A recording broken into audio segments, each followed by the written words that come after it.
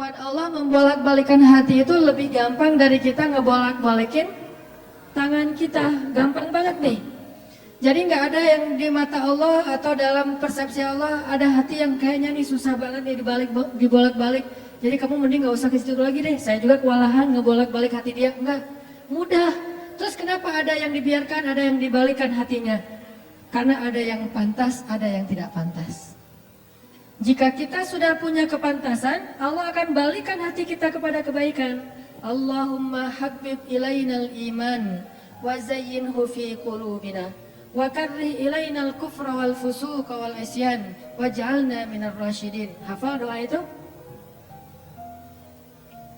Nanti cari di YouTube lah ya. Ya Allah, jadikan kami cinta kepada amal soleh dan jadikan rasa cinta itu indah di dalam hati kami. Jadikan kami benci kepada dosa dan jadikan kami termasuk orang-orang yang mendapat petunjuk. Allah bolak-balikan. Gitu juga dengan hati calon mertua. Gimana pun dia ngeblok, nggak boleh masuk lah, gerbangnya digembok segala macam. Cuma gerbang. Mau 1000 lapis gerbang, kalau hatinya dibalikin, hilang semuanya tuh. Gampang banget kan? Buktinya malam ini nih. Allah membolak-balikan hati kita yang tadinya punya macam-macam rencana pada malam minggu, akhirnya Allah balikan hatinya, udah ke Masjid Agung aja deh. Bukan karena saya, bukan karena pemuda hijrah, bukan karena teman-teman panitia, tapi karena Allah mengikat hati kita, mengarahkan hati kita untuk bisa datang ke masjid. Sehingga ribuan anak muda tiba-tiba memakmurkan dan meramaikan majelis ilmu. Kalau di ribuan orang aja bisa Allah bolak-balikan hatinya, apalagi cuma satu orang. Ya, ada berapa ribu sekarang? 15.000 lebih nih. Masjid Agung ini daya tampungnya berapa? 10.000 ya, sampai keluar. Berarti sekitar 20.000. Ini benar-benar sesuai dengan yang dulu banget saya harapin 2 tahun yang lalu bisa ngalahin Tomorrowland. Minimal DWP lah ya. Bisa ngalahin DWP atau kalau bisa Tomorrowland. Saya pernah kemarin tuh acara taklim di Pekanbaru, Anur, yang datang sekitar 25.000 anak muda di depan masjid penuh. Malam yang sama ada acara juga di mall, tapi acaranya sepi, yang taklimnya ramai. Masya Allah. Habis itu baru ke mall. Tetap aja sama-sama ramai. Intinya teman-teman, mudah buat Allah. Sama kayak Allah membolak-balikan hati Nabi Muhammad, mertuanya Ali bin Abi Thalib. Padahal udah yang datang itu kurang keren apa coba? Abu Bakar. Secara fisik terkenal Abu Bakar itu orangnya putih, nggak terlalu gemuk, jadi badannya tuh bagus. Terus orangnya dermawan, akhlaknya paling mulia, dan nggak pernah syirik sejak zaman jahiliyah. Di antara sahabat Nabi yang gak pernah melakukan dosa syirik sejak zaman jahiliyah, Ali dan Abu Bakar. Malah Abu Bakar tuh waktu kecil pernah diajak sama ayahnya untuk nyembah patung. Begitu ayahnya selesai ibadah nyembah patung pergi, itu patung diludahin sama Abu Bakar, dilemparin kotoran sama Abu Bakar. Apa sih lo patung doang masa disembahin? Kalau lo bisa balas gua, coba lo balas, dilemparin. Ternyata gak balas. Dari kecil juga Abu Bakar itu udah gak pernah syirik. Orang yang sangat terjaga, hanif. Dan julukannya juga sama dengan julukan Nabi Ibrahim, Siddiq.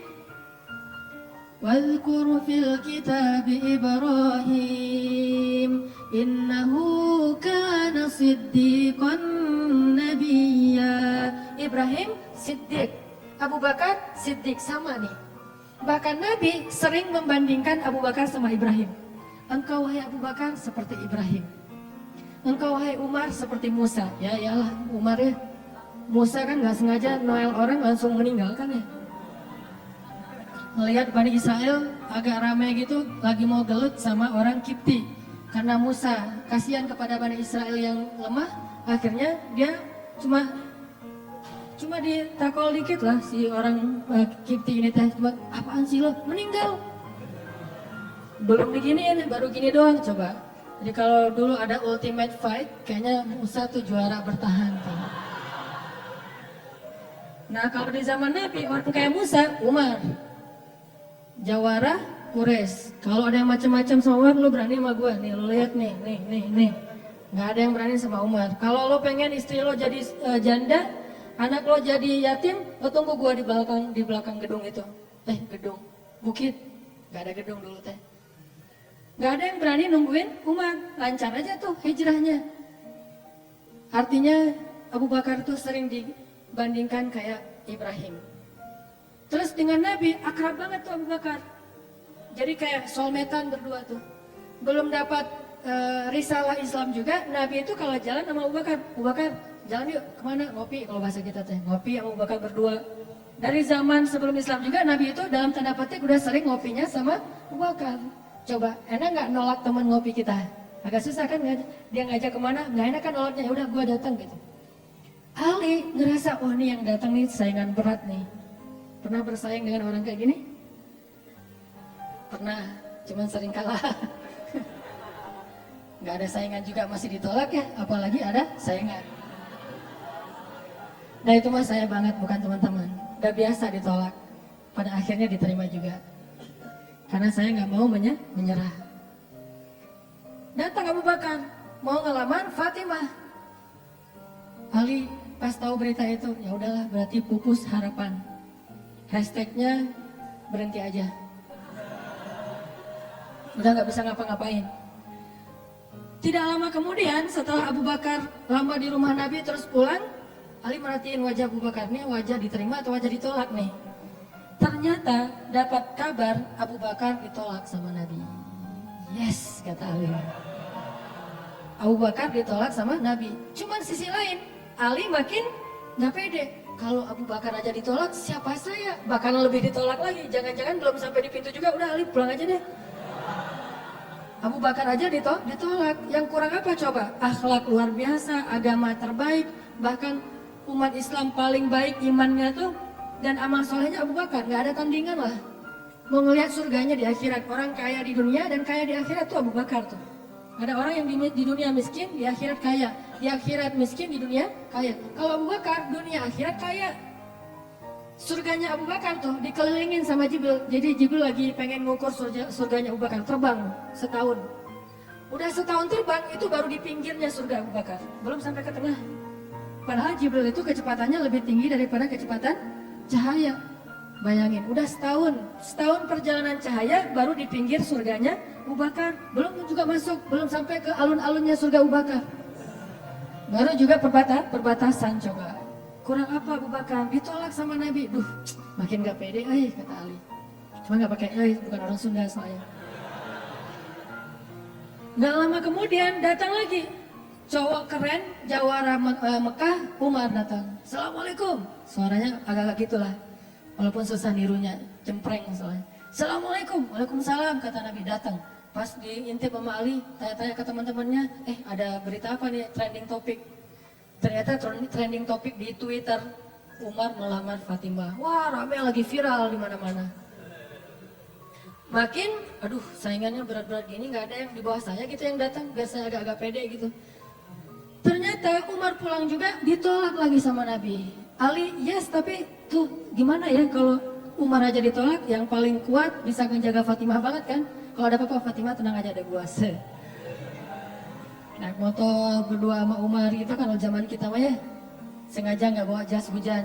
Kalau udah hujan buka baju kasih ke ceweknya, nggak pakai baju memotoran.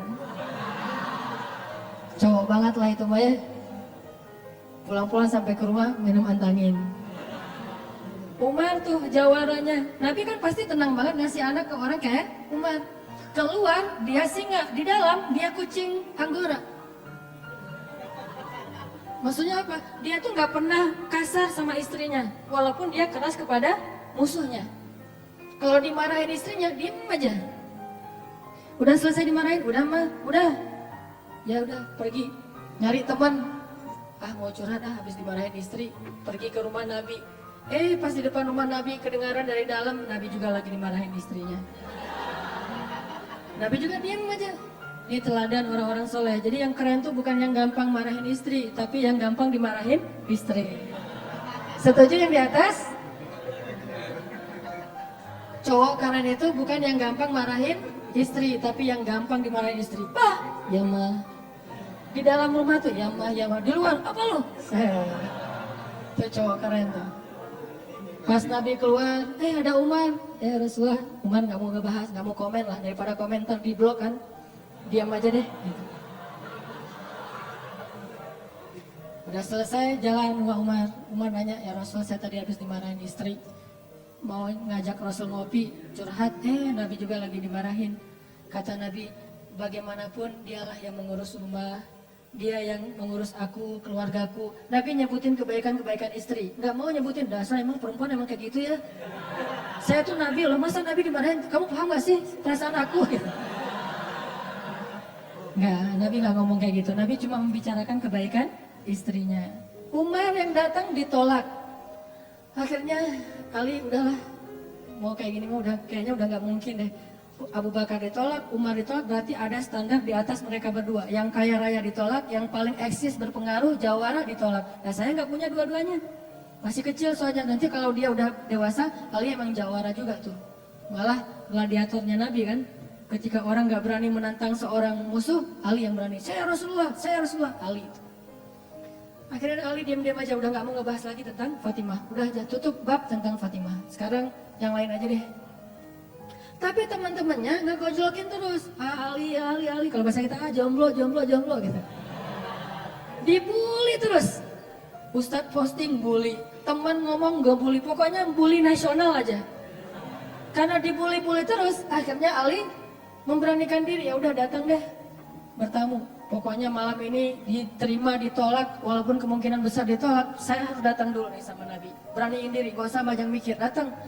Assalamualaikum, waalaikumsalam. Ali masa gak? Nabi kan senang banget sama Ali ya, kesayangan Nabi banget lah pokoknya Ali tuh. Duduk, ada apa Ali? Enggak, cuma pengen silaturahim. Gak ngomong apa-apa coba.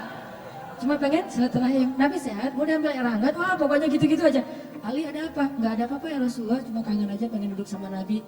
Kayak gitu aja terus. Lama-lama Nabi kan paham, dan Allah yang kasih wahyu. Ali, kamu gimana sama Fatimah? Langsung Fatimah. Kebayang gak sih perasaan kita tuh sama orang yang kita kayak udah ngeklik banget, udah habis-habisan, pokoknya kalau gak dia saya mending gak usah nikah deh, gitu ya. Kalau gak dia mending saya jomblo aja seumur hidup. Kalau gak dia mending saya bunuh diri aja. Udah gitu bunuh dirinya gak mati lagi kesangkut yang listrik. Ali itu udah hatinya tuh udah kena banget sama Fatimah, dan itu karena Allah yang mengikat hati mereka berdua. Pas Nabi bilang gitu, Ali langsung curhat. Ya Rasul, ya saya pengen, tapi saya nggak punya apa-apa. Kata Rasul, kamu punya apa? Saya di rumah tuh cuma punya 3 barang, 1 pedang, 1 onta, 1 baju besi. Nggak punya emas, nggak punya apapun. Kata Nabi, kalau pedang kamu butuh untuk berperang, onta kamu butuh untuk mengangkut air. Ya udah deh baju besi aja, bawa ke sini baju besinya untuk jadi mahar buat Fatimah. Beneran Rasul baju besi? Itu bajunya besi loh Rasulullah, bukan yang tangan kayak gitu apa cincin. Gak apa-apa kata Rasulullah. Keluar Ali, Allahu Akbar, Allahu Akbar. Orang-orang pada heboh, langsung muncul lagi trending topik hashtag Ali diterima. Coba. Kata Nabi, wahai Ali, bergembiralah, berbahagialah. Sesungguhnya sebelum aku menerima kamu, Allah sudah menikahkan kamu dengan Fatimah di langit. Ini orang yang dibela sama Allah. Apa rahasianya? Oke, cerita kedua. Orang yang dibela sama Allah, namanya Hafsah. Siapa Hafsah? Anaknya Umar. Hafsah itu artinya singa betina. Jadi bapaknya singa jantan, anaknya singa betina, sama-sama luar biasa nih. Hafsah, istri Nabi, salah satu di antara istri Nabi yang solehah. Suatu hari, nggak tahu gimana ceritanya, ada masalah antara Nabi dengan Hafsah. Ini nggak dibahas di dalam teks hadis apa masalahnya, dan kita nggak usah kepo ya. Pokoknya ada masalah aja antara Nabi dengan Hafsah, sehingga Nabi terpaksa menceraikan Hafsah. Diceraikan Hafsah secara baik-baik, lalu Hafsah disuruh kembali, diantar kembali ke rumah orang tuanya kepada Umar bin Khattab. Baru aja Nabi pulang, Allah mengutus Jibril. Jibril datangin Muhammad.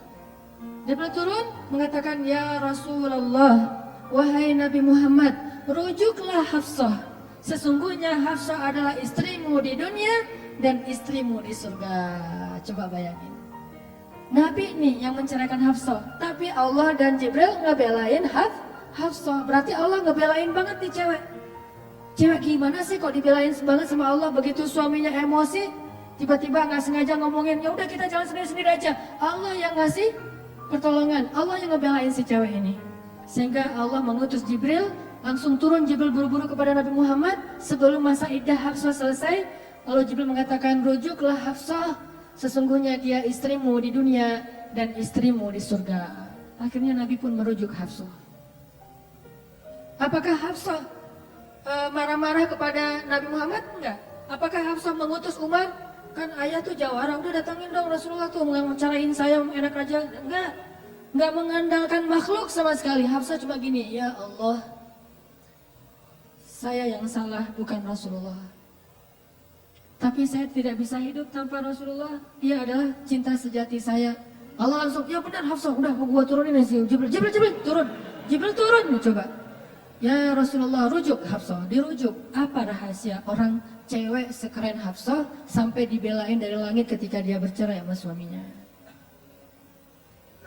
Kisah yang ketiga, cewek juga dibelain sama Allah sampai turun ayat. Kalau tadi dua cerita tidak turun ayat, cuma ilham atau wahyu dalam bentuk isyarat. Kalau sekarang sampai turun ayat loh.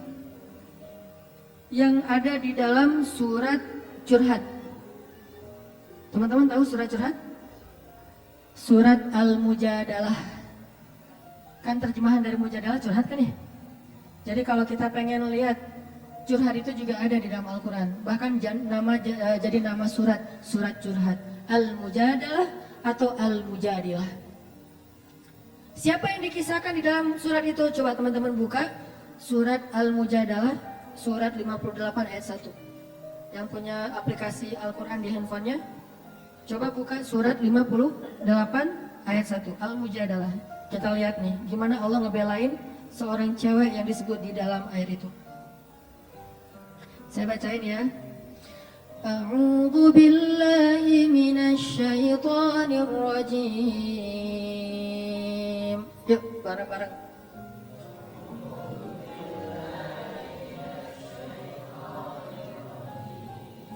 Bismillahirrahmanirrahim.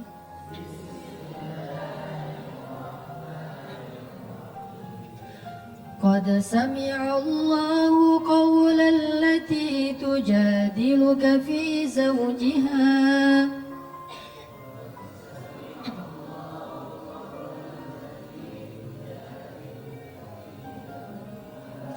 wa tashtaki ila Allah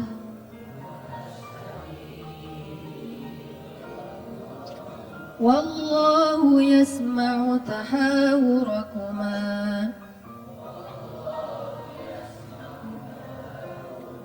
inna Allah sami'un basir.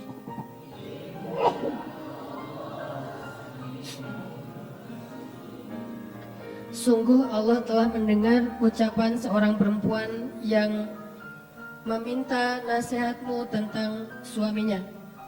Dan dia curhat kepada Allah. Dan Allah mendengar percakapan kalian berdua. Sesungguhnya Allah maha mendengar, lagi maha melihat. Siapa cewek ini? Namanya Khawlah bintu Tha'labah. Namanya Khawlah. Catat tuh. Biar kita kalau ngegosip, gosipnya tentang sahabat. Siapa istri Nabi ini gosip ya? Tapi gosip yang benar. Siapa istri Nabi yang pintar masak? Jarang dengar kan? Istri Nabi yang pintar masak namanya Zainab. Ummu Salamah. Istri Nabi yang pintar masak namanya Ummu Salamah. Kalau di zaman kita mah jadi Ummu Salamah Cake, punya brand. Pokoknya kalau Ummu Salamah udah masak, Nabi itu senang banget. Masakan kesukaan Nabi itu dimasakin sama Ummu Salamah. Nah sekarang kita ngebahas cewek lain nih yang dibela sama Allah pas dia lagi ada masalah dengan suaminya, namanya Khawlah bintu Tha'labah. Apa yang terjadi? Khawlah tuh diuji dengan punya suami pemarah. Orangnya tuh gampang bete, gampang marah-marah. Pokoknya kalau udah jalan sama suaminya, di jalan dia marah-marah aja. Sama supir angkot marah, sama motor marah, marah aja kerjaannya. Dasarnya orang gak bisa nyetir, dasarnya angkot, dasar. Kerjaannya marah-marah. Dan kalau istrinya salah dikit, dimarahin sama suaminya. Sampai suatu saat, saking suaminya ini udah marah dan emosi banget, suaminya pun menzihar khaulah. Apa menzihar? Menzihar itu menyebutkan istri seolah-olah jadi ibu sehingga dia menjadi haram buat suaminya, kayak ditalak 3 gitu. Kamu buat saya seperti ibu saya, berarti udah nggak bisa lagi jadi suami istri, udah jadi kayak ayah, ibu dan anak. Itu tradisi Arab jahiliyah. Nah gara-gara dia dizihar sama suaminya, dia kan bingung. Terus kalau saya udah digituin, apakah saya masih boleh serumah sama suami saya? Masih boleh tidur bareng dengan suami saya? Kan bingung nih. Minta nasihat dan fatwa kepada kiainya. Waktu itu adalah Rasulullah SAW.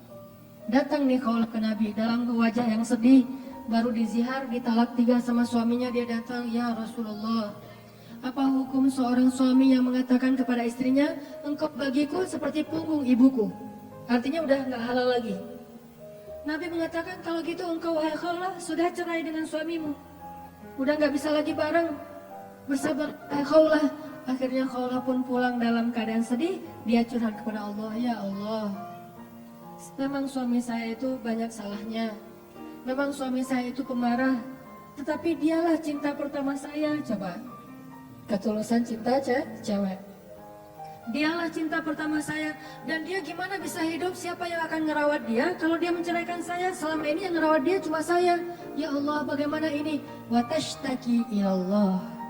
Minta nasihat kepada manusia, tapi curhat kepada Allah. Itu ayatnya tuh. Tujadi luka wa tashtaki ilallah. Dia minta fatwanya kepada kamu Muhammad, tapi curhatnya kepada Allah. Jangan terlalu sering curhat kepada manusia. Bahaya. Apalagi dua-duanya masih jomblo. Kita curhat ke teman kita, gue lagi kecengin cewek nih, kayaknya soleha banget, hafal juz 30. Oh gitu? Ya. Anak mana? Ya sekampus sama kita, namanya si Fulan dan seterusnya, disebutin identitasnya, CV-nya udah lengkap. Ternyata dia duluan yang maju. Ditikung di tengah jalan, kan itu berat banget ya. Gara-gara apa? Kok dia tahu tentang cewek itu? Gara-gara curhat kita. Allah tidak pernah menikung hambanya. Hamba sesama hamba saling menikung. Muncullah adegan nanti datang di acara wedding mantan. Udah gitu nyanyi kayak gitu yang baper-baperan gitu ya. Nangis berjamaah. Ini karena sering curhat kepada manusia. Manusia juga kadang-kadang nyebelin. Kita curhatnya sedikit, baru opening, dia udah balas curhat lebih banyak lagi. Gua habis diputusin, caranya nggak enak lagi tuh. Gimana nggak enak? Dia cuma ngomong gini, kita jadi adik kakak aja ya. Kan berat banget buat gua. Oh gitu, lu masih mending, gua lebih parah dari itu. Cerita dia tuh, akhirnya dia yang curhat sama kita. Itu ke manusia. Kalau ke Allah nggak gitu. Allah maha samiun, maha mendengar. Arti samiun itu nggak pernah lelah mendengar. Itu arti sami, nggak pernah lelah mendengar. Kita curhat semalam suntuk juga, Allah tetap sayang sama kita. Udah ya, kelamaan curhat kamu, yang lain hamba-hambaku masih banyak tuh. Nggak ada kayak gitu. Makin kita lama curhat sama Allah, makin Allah sayang sama kita. Makin kita lama curhat kepada manusia, makin dia sebel sama kita. Bayangin kita telepon teman kita, baru juga 10 menit, maaf ya udah lowbat, maaf ya gue harus ngangkat jemuran, maaf ya dan seterusnya. Manusia, tapi Allah sami'un, maha mendengar. Arti maha mendengar ini, Allah tuh gak pernah bosan ngedengerin curhat hambanya. Jadi bukan hanya diambil dari angle Allah maha mendengar segala ucapan kita, bukan cuma itu angle-nya. Ambil angle-angle yang motivasi. Ternyata Allah itu gak pernah bosan, gak pernah capek ngedengerin curhat kita. Jadi kalau kita pengen curhat yang panjang, yang gak akan pernah dicuekin. Kadang-kadang kita curhat lewat telepon ke teman kita, di loudspeaker dia ngapain gitu ya. Kok gak ada suara dia, kok diam-diam aja. Kamu dengar kan? Dari jauh dia langsung lari, iya dengar, terus pergi lagi. Kita ngomong sendiri, teleponnya ditaruh di atas bantal, dia pergi. Itu manusia, Allah enggak. Wa idza sa'alaka ibadi anni fa inni qarib. Kalau kita tanya ke Allah pengen curhat, Allah bukan menjauh. Apa-apa, sini, dekat. Allah malah mendekat kepada kita. Apa? Wahai hambaku ada apa? Kalau teman kita menjauh, kalau Allah mendekat, coba. Sami'un qaribun. Orangnya tuh qarib, kalau bahasa kita qarib, akrab orangnya. Bukan orangnya, zatnya. Allah itu zatnya akrab, asik gitu. Nggak bakalan nyebelin. Allah gitu banget sih, saya udah capek-capek curhat semalaman ternyata nggak didengar. Nggak, sami'un.